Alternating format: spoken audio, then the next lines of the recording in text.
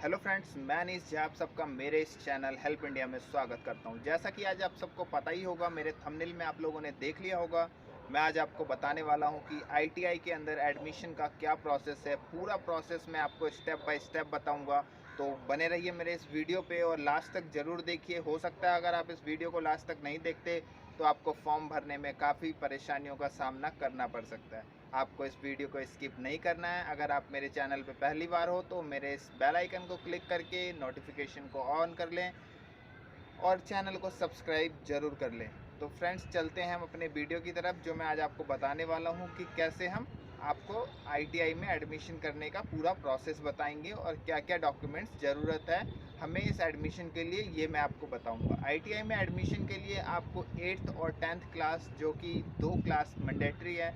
तो आप अगर कोई टेक्निकल डिपार्टमेंट से अगर एडमिशन लेना चाहते हो तो आपको लेना होगा 10th क्लास का मार्कशीट आपके पास होना ज़रूरी है, क्योंकि उसके मार्क्स आपको उसके अंदर एंटर करना पड़ेगा। तो हम अपना 10th क्लास का मार्कशीट लेंगे, जो मार्कशीट हमारे पास हमें 10th क्लास से मिला है।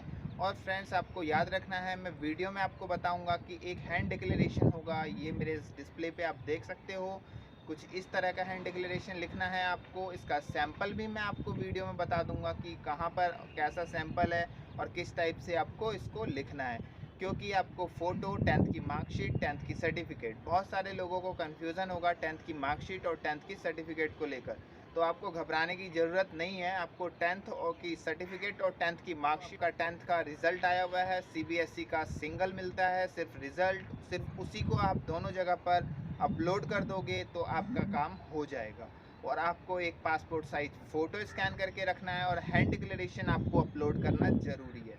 तो चलते हैं हम अपने कंप्यूटर स्क्रीन की तरफ और देखते हैं कैसे हम इस फॉर्म को भरते हैं।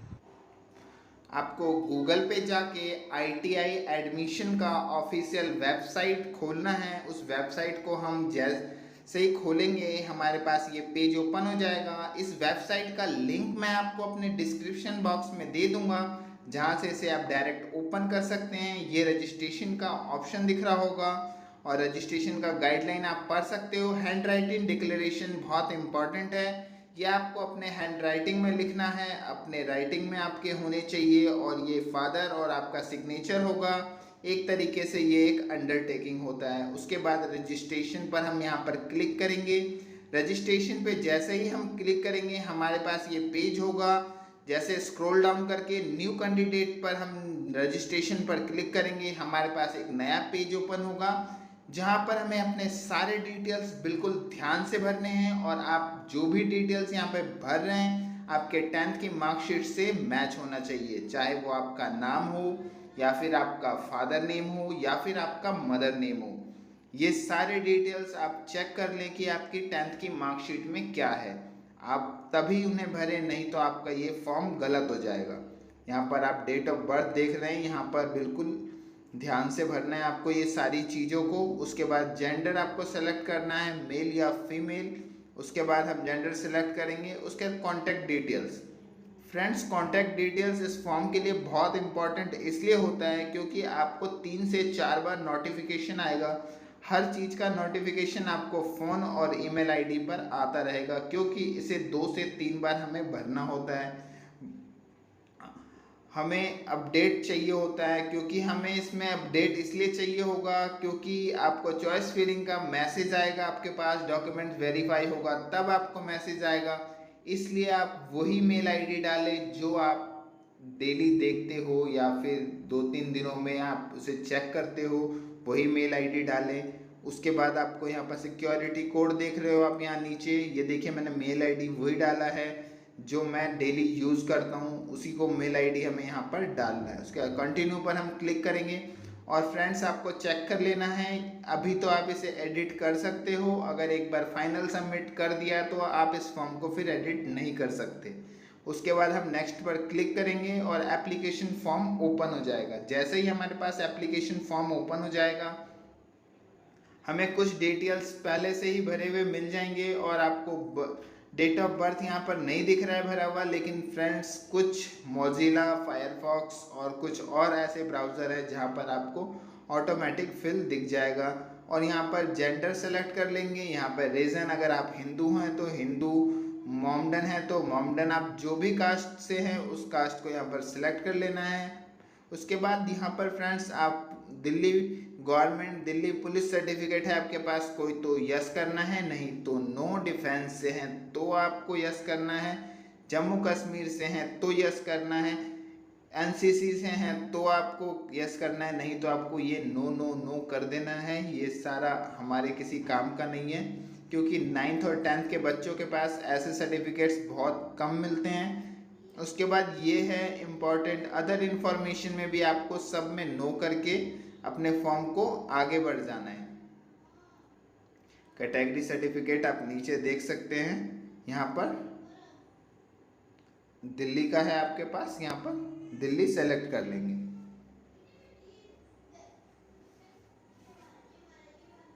उसके बाद यहाँ पर हमें दिख जाएगा कि 10th की मार्कशीट से रिलेटेड हमें कुछ इन्फॉर्मेशन चाहिए होगा। ये हमारा एप्लीकेशन नंबर भी जनरेट हो चुका है, ये हमारा एप्लीकेशन नंबर है, आपके फ़ोन पर और मेल पर मैसेज आ चुका होगा। आप घबराएं ना, अगर मैसेज या मेल नहीं आया है थोड़ी देर बाद आ जाएगा, सर्वर में कुछ प्रॉब्लम हो सकता है। यहाँ पर हमें 10th की डिटेल्स डालनी है। तो आप पास हो चुके हैं तो पास, कौन से ईयर में पास आउट हैं वो, और कौन से बोर्ड से आप पास हुए हैं वो भी लिखना है। दिल्ली से हैं तो दिल्ली से, अदर किसी स्टेट से हैं तो आप अदर लिख सकते हैं। और यहाँ पर आपको अपने सब्जेक्ट चॉइस करने हैं, जो भी आपके पास सब्जेक्ट थे 10th के अंदर, आपकी मार्कशीट में रिजल्ट में आपको दिख जाएगा वो सब्जेक्ट, और आप उसमें पास हैं तो पास लिखकर नेक्स्ट क्लिक करना है। मैक्सिमम मार्क्स 100 ही होता है 10th में। उसके बाद आपको उसमें से कितने प्राप्त हुए हैं अंक ऑब्टेंट मार्क वो डालना है। उसके बाद ऐसे ही करके आपको सारे सब्जेक्ट को भरना है और सेव करके नेक्स्ट पर क्लिक करेंगे तो आपको नेक्स्ट पेज ओपन हो जाएगा, और वहाँ पर आपको आपसे एड्रेस से रिलेटेड कुछ इन्फॉर्मेशन पूछा जाएगा। आपको आपके एड्रेस से रिलेटेड कुछ इन्फॉर्मेशन पूछा जाएगा और आपको अपना एड्रेस भर लेना है। और एड्रेस को भरने टाइम आपको याद रखना है कोई भी डॉट या कॉमा आपको यूज़ नहीं करना है, नहीं तो ये सॉफ्टवेयर इस हिसाब से डिज़ाइन है कि कोई भी कुछ भी आपका सेव नहीं होगा। उसके बाद डॉक्यूमेंट्स अपलोड करने का ऑप्शन था। उसके बाद फ़ीस का पेमेंट सबसे इम्पॉर्टेंट है, क्योंकि अगर आप फ़ीस को पेमेंट नहीं करते हैं तो आपका फॉर्म अधूरा रह जाएगा। यहाँ से डेबिट कार्ड आप या फिर एटीएम पिन या क्रेडिट कार्ड से भी पेमेंट को कर सकते हैं। काफ़ी सारे ऑप्शन ने दिया हुआ है आईटीआई वालों ने, तो मैं यहाँ से इंटरनेट बैंकिंग से करूँगा। सिक्योरिटी रीजन की वजह से मैं आपको इनका यूज़र नेम और पासवर्ड नहीं दिखा रहा हूँ। आईडी पासवर्ड डालने के बाद एक ओटीपी आएगा। ओटीपी यहाँ पर जैसे ही डालेंगे कन्फर्म पर क्लिक करेंगे। कन्फर्म करते ही ओटीपी जो आपके फ़ोन पर आया है वो हाईएस्ट सिक्योरिटी पासवर्ड इसलिए बता रहा है क्योंकि जो ओटीपी आता है वो वन टाइम ओटीपी होता है और काफ़ी सिक्योर्ड ओटीपी होता है। तो उस ओटीपी को आपको यहाँ डालकर कंफर्म करना है। जैसे ही आप कंफर्म कर देंगे आपको आपके डिस्प्ले पर एक कंफर्मेशन का पेज ओपन होगा और आपको दिखाएगा कि आपका पेमेंट सक्सेसफुल हो चुका है। उसके बाद जैसे ही आपका पेमेंट सक्सेसफुल हो जाता है आपको गो टू होम पे क्लिक करना है। गो टू बैक पे आप जैसे ही गो टू बैक पे क्लिक करेंगे आपको वो वापस से वहीं पर जाकर छोड़ देगा आपके फॉर्म जहाँ पर आपने लॉगिन किया था। उसके बाद आपको कैंडिडेट डिटेल्स पे प्रोफाइल पर क्लिक करना है और इसका एक प्रिंट आउट ले लेना है। आपके पास प्रिंट आउट होना ज़रूरी है, क्योंकि हो सकता है जब आप एडमिशन के लिए जाओ तो आपसे ये प्रिंट आउट मांगा जाए।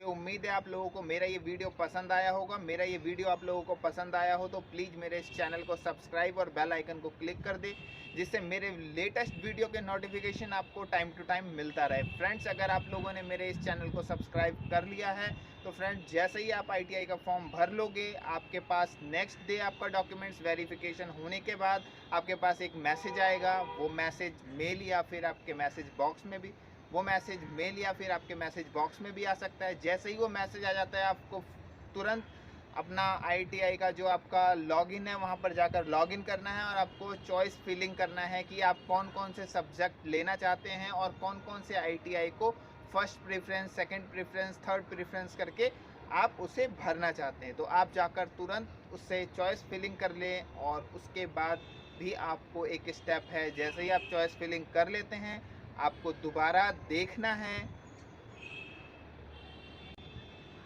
चॉइस फिलिंग करने के बाद आपको देखना है, आपको फिर एक मैसेज आएगा और आपको बताया जाएगा कि इस आईटीआई में आपका एडमिशन कंफर्म किया गया है।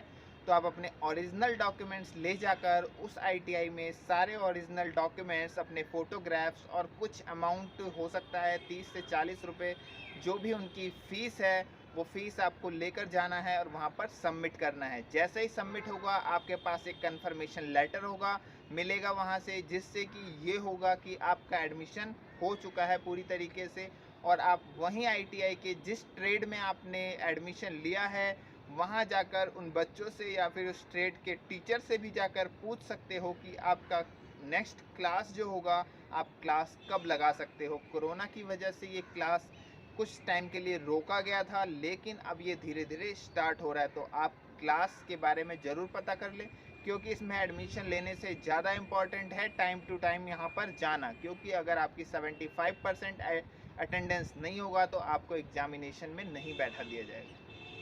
तो फ्रेंड्स, मुझे उम्मीद है आप लोगों को ये सारी चीज़ें समझ आ गई हो। अगर कुछ भी आपके समझ ना आया हो तो मुझे कमेंट सेक्शन में मेरे लिख दीजिए, मैं आपको ज़रूर बताऊंगा। कोई भी प्रॉब्लम इस फॉर्म से रिलेटेड या कोई भी डॉक्यूमेंटेशन से कोई भी रिलेटेड आप मुझसे डायरेक्ट क्वेश्चन पूछ सकते हो मेरे कमेंट बॉक्स में, मैं उसका रिप्लाई ज़रूर दूंगा। क्योंकि आप लोगों ने देखा होगा मेरे कमेंट बॉक्स में अगर 1000 मैसेज भी आते हैं तो मैं उसका रिप्लाई ज़रूर देता हूँ।